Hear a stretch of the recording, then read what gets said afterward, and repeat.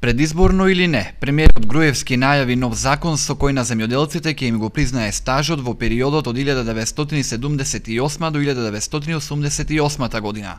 Земјоделците со години ја молеа власта да им биде признат овој период, во кој плаќале придонеси од пензиско и здравствено осигурување. Струмичките земјоделци во неколку наврати јавно ги повикуваа претениците од власта кои никогаш не се одзваа на нивните барања. Сега премиерот Груевски најавува дека за 10 дена овој проблем на земјоделците ќе биде трајно решен.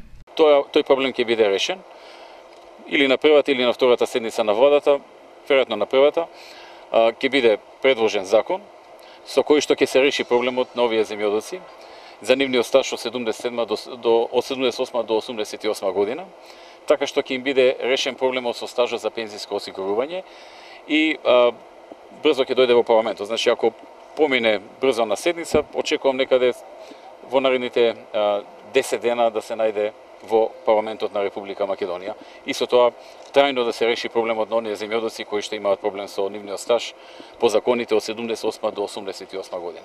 Во Струмичкиот регион со оваа мерка проблемот со пензискиот стаж ќе го решат 430 земјоделци. Иако плаќале за придонеси, со законските измени направени во 2007 година, неправедно им беше избришан стажот од 10 години и 6 месеци, што од 1978 до 1988 година го плаќале во управата за јавни приходи.